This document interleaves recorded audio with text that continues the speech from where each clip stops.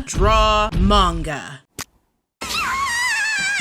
Every weeb since the 2000s probably got at least one of these books. As a weeaboo queen, I got 20. Alongside the rise of manga in the United States, there was an iconic series of how to draw manga tutorial books that cluttered the art section of your local Borders in 2003. Later joined by many other tutorials made domestically that made a bag full of elementary, middle, and high schoolers just ready to try their hand at drawing their animated senpais. And I was in that generation. According to this statistic I just made up, if you clicked on this video, you're within that generation. Were these books a problem for young artists, or is drawing manga a phase that just needs to be left behind like your Naruto headband? In 2000, Japanime Company Limited teamed up with Graphicsha to publish How to Draw Manga Getting Started. They followed with a series of books, but this particular series with the red logo I consider to be the most iconic of these books. Looking at the Graphicsha website and Japanime, aka Manga University, which sadly isn't a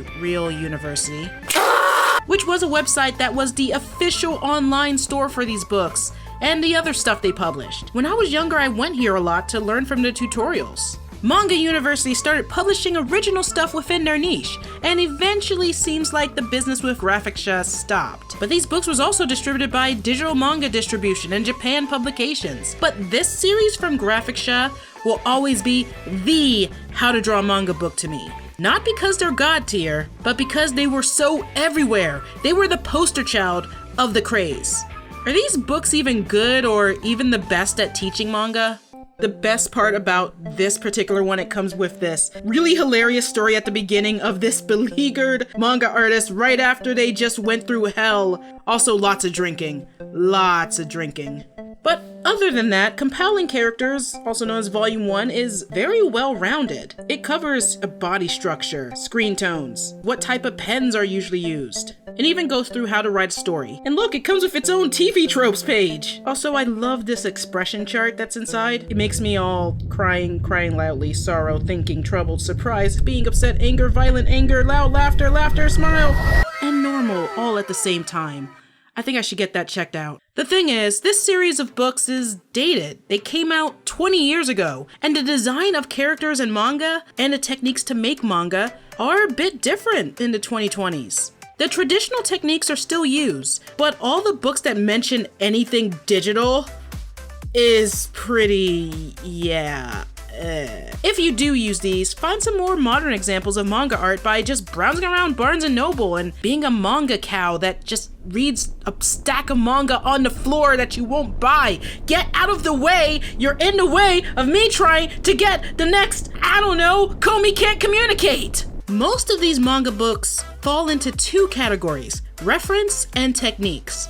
References are just images to help you draw, and it's pretty cool because you can just pick it up and you don't have to go to Google and then get distracted and end up 4 hours later arguing on Twitter about Midwestern dessert. My religion is Pocky and Haichu, not Jello salad, Brenda! May or may not be based on a true story. There's whole books in Japan for just reference that shows poses from every angle. I found some images online and I was drooling. I need these type of books so bad. Technique is just what it says on the tin. It teaches you how to do the skills and the tools for the skills. I've been collecting these type of books for years. Even though manga style isn't the bread and butter of my art anymore, I still take lots of inspiration from manga and anime, and I still learn from these books even though I branched out to more toony styles and other influences. Before I even touched my first book, I tried to draw what I saw in anime like Sailor Moon and Pokemon. I got the spark to create from it! I didn't have a computer to learn from people online, so these books were the only way I could learn how to draw for my future 3-volume trilogy epic fantasy manga I wanted to do when I was 15. But okay, I did get okay enough to impress all the weirdos at my lunch table at school. We were the weird table. We played Yu-Gi-Oh! A lot of young artists in the last 20 years had a run-in with these how to draw manga books, even here on YouTube. Well, when I was a kid, everyone in my family knew that I loved drawing, so I was always gifted art sets or supplies, so I had a fat stack of how to draw books, and then my mom always bought them for me too. And then I think you can just visually tell the difference in quality for how to draw books that were created by people who actually loved the manga / anime style compared to books that were clearly trying to emulate it but less successfully. I have lots of books that look like they were made by an artist who hasn't ever drawn in that style before. The Graphicsha series sold pretty well, and with the concurrent anime boom of the 2000s just inspiring more people, other publishers saw dollar signs. Here's an edu advertisement for Deleter called Manga Techniques Volume 1 Drawing Manga for Beginners. Deleter is a company that makes and sells manga making materials. They're well known for their screen tones. Those are like the sticky patterns you stick on a page when you work traditionally that results in those dots, clouds, gradients, and more. And they sell pens, paper, and all sorts of tools you need for manga. Hashtag not sponsored, but give me some yen, and yeah, we can make that happen. So it kind of makes sense to build on that by making a how-to series. Since screen tones is their thing, half of this book is about how to use them. And even as a digital clip studio hoe, learning how to use screen tones effectively is necessary if you're doing manga. Let's put this in the technique pile. Another series Graphicsha published is How to Draw Anime and Game Characters. I was a fan of the first volume as a teen, but I only have this one on me. And no one was making anime or games in the teen section at my library, so I used this for manga reference. This focuses on emotions and expressions. And while the styles are dated and some of the expressions you don't see in anime much, it's a good reference book for expressions. But one of my faves brought from Japan is Shoujo Beat's Manga Artists Academy. It takes the using manga to teach manga approach similar to the comic that teaches comics like Scott McCloud's Making Comics or Understanding Comics. It follows a cute panda that wants to be a shoujo manga artist and the editor that introduces her to professionals like Yu Watase or Shoko Akira. It gives a lot of space for teaching shoujo storytelling and encourages stealing techniques like, here, I love Miyuki Kitagawa's way of using screen tones for panel borders, and Yukako Isaka's traditional technique changed how I would ink effects back in the day. And this is just really fun to read, and it's firmly in the technique pile. Man, I wonder if everyone learned from these books. And to be fully honest, I don't have any experience. NANI? I definitely have heard of them, and, you know, I've seen them, of course, but have I personally used them and try to use those as a way to teach myself how to draw? Definitely not. Nothing bad about them, of course, but I think everyone learns differently. But if you're talking about the books that kind of give tutorials and, you know, tips and tricks about how to draw like a face shape, you know, anime eyes, or I should say manga eyes, you know, things like that, I really don't have any experience. That's just for me though, to be fully honest with you. In Bakuman, a manga that is about two young men that want to draw for Shonen Jump, the uncle was quoted as saying the best reference for making manga is manga. Even when I wasn't drawing manga, but just regular comics, I'd look at manga for inspirations for compositions, effect ideas, or how to portray certain panel rhythms to go with the mood. You know, rhythm as in the principle of design that creates movement. Learning from manga itself is great and valid, just like learning from how-to books. But then suddenly, America! The manga Yankees wanted a piece of that how to draw money pie, so they called in their best warrior to take it on.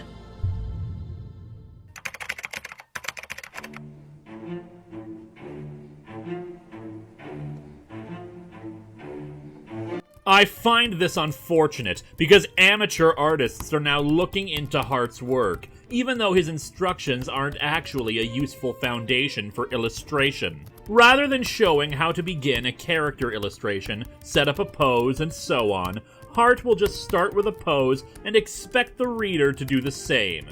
How is this helpful for a beginner that wants to learn how to create original works? It isn't. Instead, they learn how to draw the poses and illustrations that Hart has created. They've learned nothing on anatomy, abstraction, or just about anything that a fresh, naive, newbie artist needs to illustrate their own characters. His level of instruction is like that of an elementary school art teacher who has you do specific projects similar to what she's done, while not cultivating the style of the individual.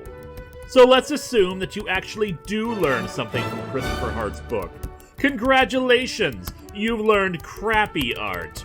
And while his recent works show a jump in quality, he's still not to the level where I'd want to learn from him.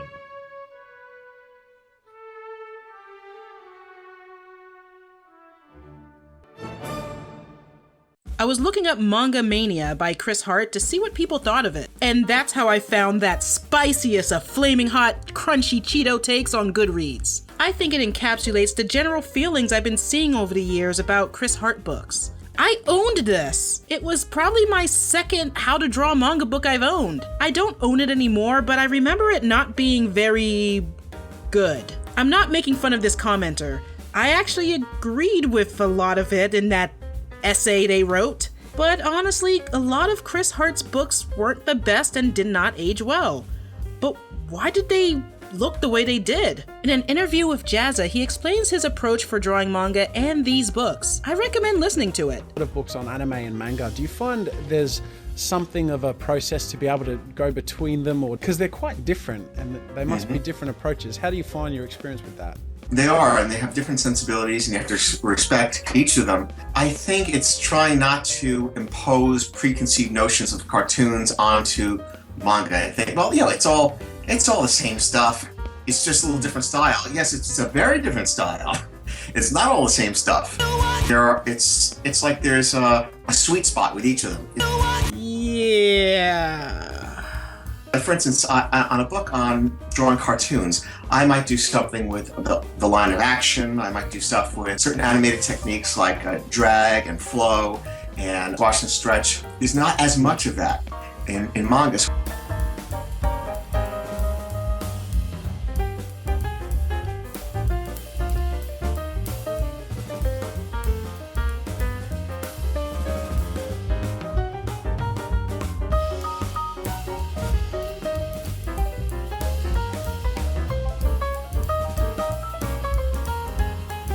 So instead of that, I might concentrate on character design and style, shadow, mood. And you know, it's so I let the genre dictate the book rather than I try to put something into it just because it might be a neat technique or principle. But did those books get better since the early days? While the art is way better in more recent books, it still goes by the step-by-step model. I own one right here. Caution, this book is for adults.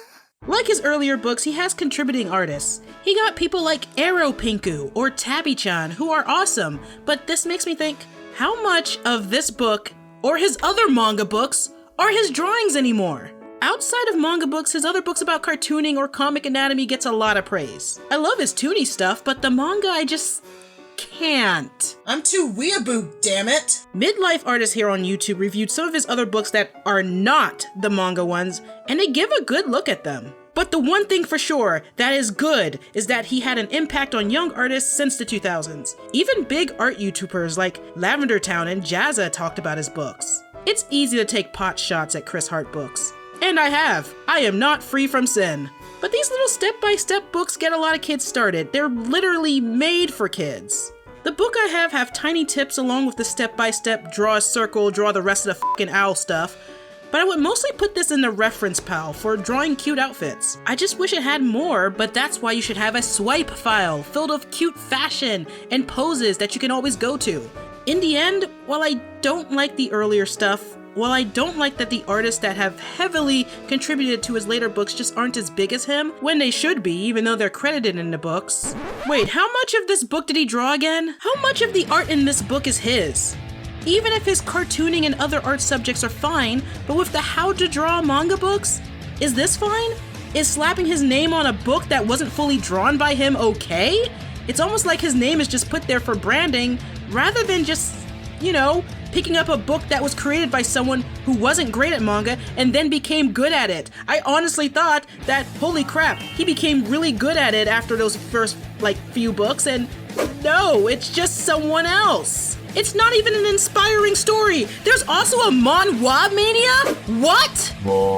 But counterpoint, some artists are getting paid, so get that money, bitches! Ha ha! Christopher Hart has a hate-dom as much as he has a fandom, and I read a lot of critiques about his books and his demeanor. On one hand, he did inspire so many to pick up a pencil, and made these easy-to-follow step-by-step instructions for kids who might be too young to fully grasp the traditional way.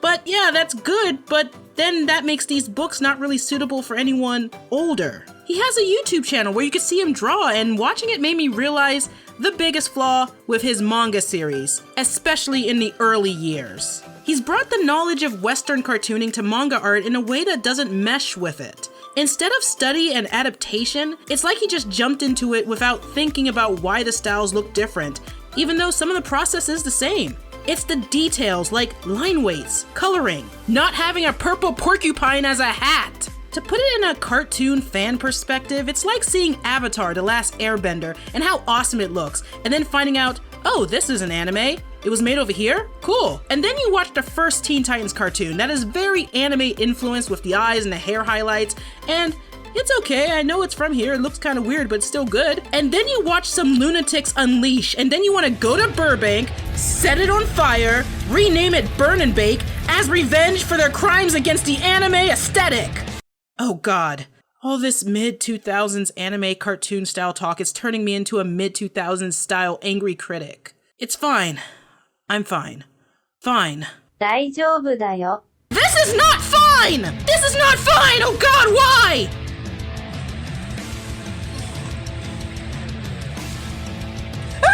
I thought this was a meme someone made about how to draw manga books. I didn't know it was real. Why is she melting? Why? Imagine this being the last thing you saw before death. I only found this because it came up during another binge of nostalgia people were having on Twitter for this particular book. You don't get good artists without them being rough first. It costs you nothing to scroll past art you don't like, or better, to encourage them.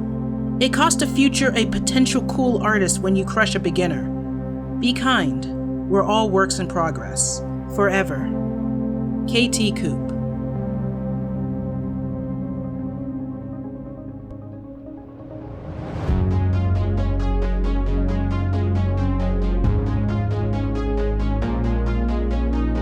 In April 2021, a meme on art Twitter got big.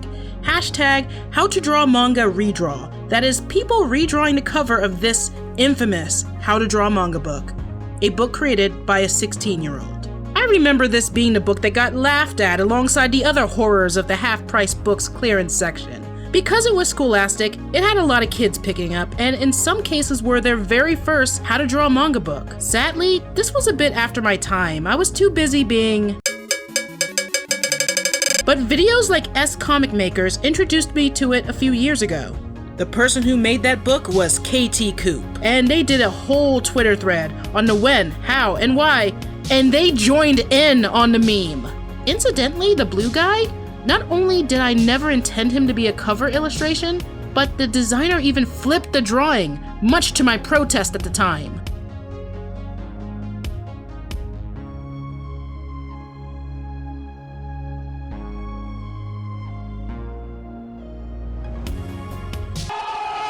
There's an amazing story behind this color-penciled sponsored book. As some of you already might know, I was in high school when I did these. A small sub-publisher approached me because they found a website I made myself and my work was accessible for their audience and also not full of tits and violence. The books never really had a big release here, so I basically saw very little of their effects until much later, which made the whole thing very detached and surreal. Being published in like 3 languages before going to uni felt like something happening to some other me. I did keep going for quite a few years though, and did actually make a 3rd book while studying for my MA. That one, How to Make Manga Characters, was with HarperCollins and got shortlisted for the Society of Authors Educational Writers Prize. I lost to Charlie's War, so hey. I highly recommend reading the entire thread. They talk about being rough at first. They talk about helping young artists get started. You don't get polished unless you do the work. And also the harm of thinking, if I just work hard enough, it'll stop hurting. That's better. I'm good now. Wait! No emotion juice. Whatever. Now in Cherry. I honestly wish that Chris Hart's story was the same. Wholesome and spiky. KT Coope has a heroic story of someone who had an opportunity and grew since. This book influenced many to drawing in a manga style, but did everyone stick with it? I think my style kind of splits between anime and Western style cartoons. I used to draw very heavily in an anime style, very shoujo, and sometimes I still do depending on what I'm drawing, but in the past 5 or 6 years I've really been getting into graphic novels, so I'm trying to kind of marry both Eastern and Western styles together and experimenting with that. But I think you can see the anime influence in my art, definitely, especially in the eyes. Now this one, in my opinion, is kind of tricky because by manga style, do you mean like black and white? It does have a certain style, but for the most part, it's not much different from what I still do today. I used to do mostly traditional art, and by that I mean like, paper, pencil, and as a lot of people on my channel know, I used to do handmade manga books, so I do have an understanding of what you mean, but at the same time, it never really left. However, I do mostly digital art now. But again, my style itself hasn't really changed, but at the same time it has. So it definitely has adapted, but it's not changed in the sense of like manga. I'm hoping that makes sense, but if I don't, that's fine. It's just, I wouldn't say I left it, nor do I still do it. It's really hard to explain. My style changed a lot. I got away from drawing manga style all the time when I got into comics like Scott Pilgrim and more Western animation like Adventure Time. But when I just want to crank out a sketch to warm up, I end up going to manga. Drawing manga looking art is a lot like dessert, comforting, and is usually cheesecake. Were these books helpful? Do they help or do they hurt an artist's journey? And because I've never used one myself, like I've said, I can't really say for sure. I don't have any experience. However, I could never see how it could hurt a young artist or any artist because, if people struggle with like a certain expression or, like feet, hands, a certain angle, I really don't see how that is in any way wrong. It's just giving you tips and tricks, I believe, kind of helping, explain it a certain way. However, if it says like, this is the way, the only way, in fact, like it's mandatory to draw it the certain way, then I could kind of see how it could hurt someone or give someone the wrong idea.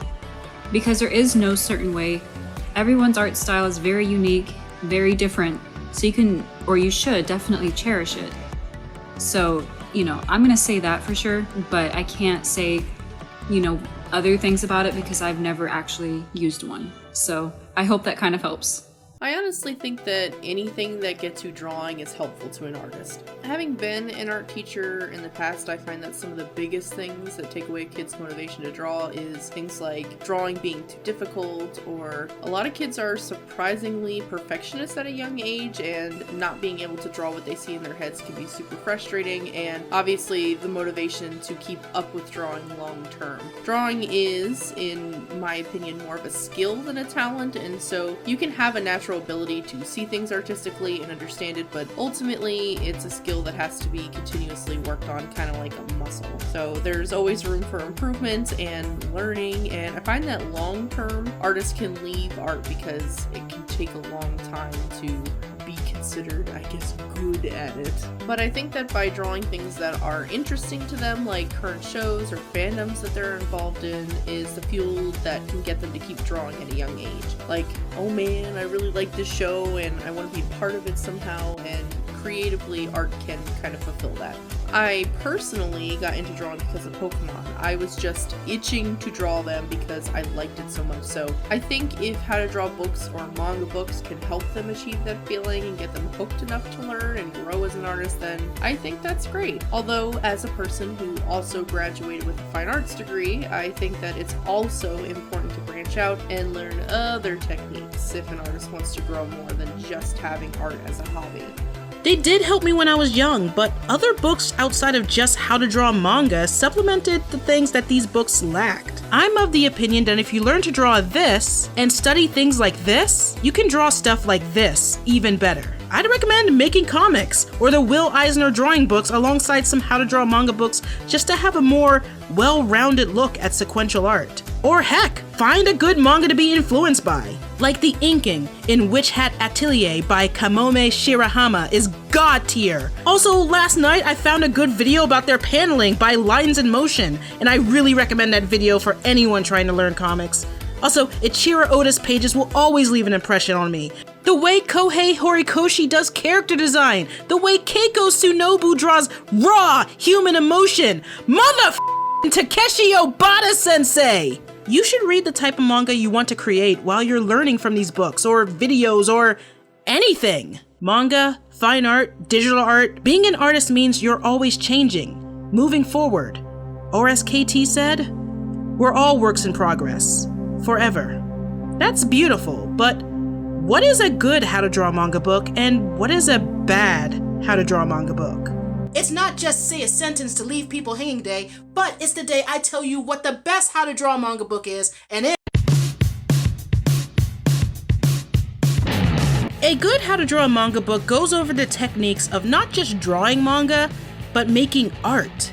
A lot of the principles of art and design are present in manga, but some books just skip over that and go straight to the style part. Yes, there's books that will supplement it, like How to Ink Manga or books on perspective, storytelling, layout, and character design, and you can argue it's hard to put all of that in one book, but I think even a tiny piece of any of that makes a more well-rounded how to draw a manga book. It's like the pizza of learning. Oh crap, I forgot I'm allergic to learning. A bad book is like bad pizza. It only focuses on the surface and has a poor tasting sauce of instruction. The analogy is getting away from me, but the point is, some shit sucks! The surface brings us to the other aspects of manga, like the ideas and story. But some books don't focus on the craft itself. They sometimes skip over the unique language that manga has in comparison to other types of comics. By language, I'm talking about the visual and story tropes found in manga. What is a good/bad example of these books? That is a tough question because I think anything that gets someone to draw has done more good than harm, but I do think that when you get these books from people who clearly don't have an understanding or appreciation for the style, that you really aren't obtaining any knowledge of the style or why the style looks the way that it does. When I was a kid and would receive what would be considered a bad example of a how to draw book, even as a kid I could tell that something about the book was off. I could immediately look at the art in that book and know that the artist that made it either didn't watch or read anime or manga or was just asked by a publisher to make the book and so they just did. And then I think you can tell in the artwork that there is something like lackluster or disingenuine about it. But if anybody enjoyed that kind of book or it did help them in some way, then I can't say that it was a bad thing, I guess. The only way I could ever see like a bad example is if it's trying to give misleading information and saying like, this is the certain way you have to do it, like there's no other way, things like that. A good example would be also what I said earlier, how it's just wanting to kind of like uplift artists and, try to say like, everyone has struggles, no one's perfect. I am definitely not perfect. And in fact, I hate my style at times, but I have to realize that it's very unique and there is almost no one, if no one, that has the same exact style. We looked at Melty-chan, but what about more recent books? I flipped through Andrew Harn's How to Draw Manga, Mastering Manga. It came out in 2015 and has a lot going for it for being a Western offering. It goes into a lot more detail on how to build a head or body, and even has an exercise to draw from real-life photos, which I don't see in these books often. Another thing is the warm-up section at the beginning. Warming up is also very important for artists before they draw, just like you have to warm up before exercise. It goes into the digital technique pile. I found this on Kindle. What else you got, Kindle-kun?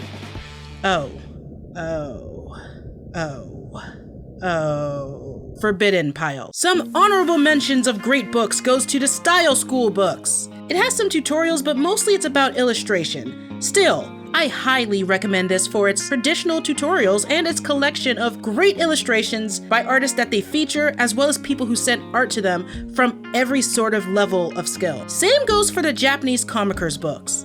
This is one of my favorite art books in general. Every time I go back to it, I just get wowed all over again. And lastly, on the honorable mentions, Manga Design, book designs for Japanese comic books. It collects tons of interesting cover design for manga, connected designs, special printings, compositions, motifs. It's just so inspiring. It's my favorite of my recent buys, and I kinda wanna do a whole video on just book cover designs I love, because I really do like book covers. I've done book covers. It's great. You know what? Fuck it. I'm putting it in reference. There's one how to draw a manga book that stands above everything I've read. And the thing is, it's not a how to draw book. The best book on creating manga is Hirohiko Araki's Manga in Theory and Practice, The Craft of Creating Manga is one of the best books on the topic I've ever read. If you don't know who Hirohiko Araki is, he's the guy behind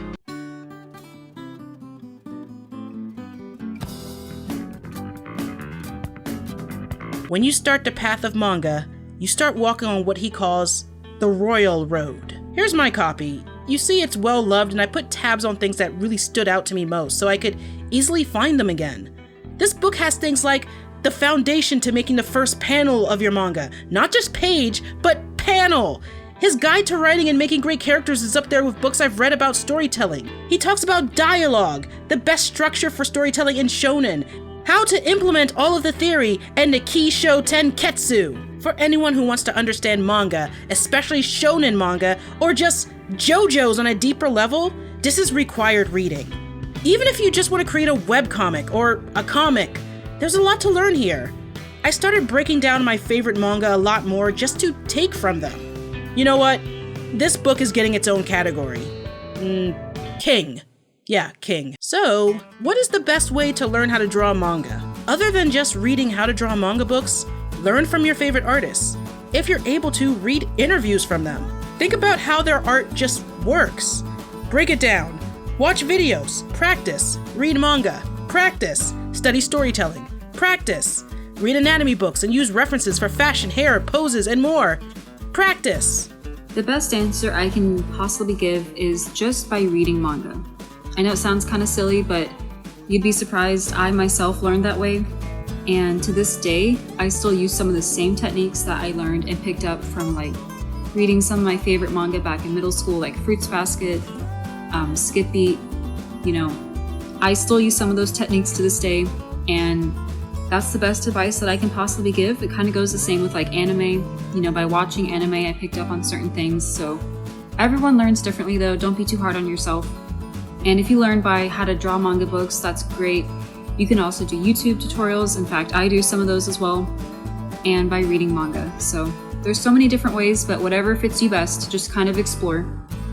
I think that there are so many ways to go about learning different styles. Create an inspiration folder on your computer of manga artists' work that really influence you, or look at and study how they make their line art or how they color their work. And there are so many great artists on social media that even record their process nowadays. I still think that no matter the style, it's still important to practice drawing from life and do studies of people in general, because it's easier to bend anatomy stylistically when you have a good understanding of it. I personally don't read how to draw books like I used to anymore. Instead, I usually buy zines or printed sketchbooks of artists I enjoy and break down how they create their style visually. I think that I get more knowledge from watching live streams of artists working or watching videos about artists talking about their process and things like that. But if you are serious about growth, I would suggest finding forums or Discord servers actually that are dedicated to artistic growth, somewhere where you can get advice or critique of your work. And I know that it can be really scary to purposely send your art out there to get picked apart, but after doing it a few times, it becomes easier and easier, and you start to think more about how to look at your art critically as well. In college, you have art critiques almost weekly. It helps so much, and I learn more from my peers than anyone else. You'll also find the best resources from other artists, such as drawing videos and things like that. My friends and I are always sending links to each other when we find a good breakdown of anatomy or perspective and things like that. Be as open as you can about learning, and don't keep your art in a bubble.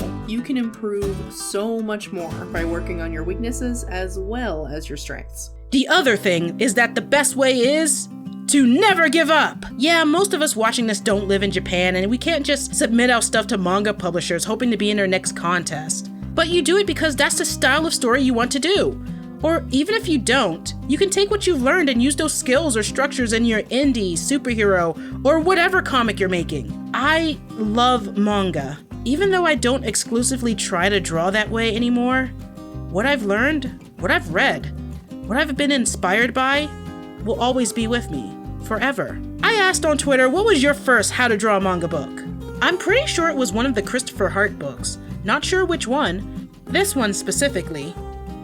I learned from my best friend's copy of KT Coope's How to Draw Manga in 7th grade, but the first one I owned myself was her second book, How to Draw More Manga. I loved those books so much. Do you have a history with these books too? I want to talk, so comment below. I know I didn't get to talk about every single book, but I think I'm going to do another one of these type of videos in the future about art books, so let me know what I missed, or let me know what you want me to look at.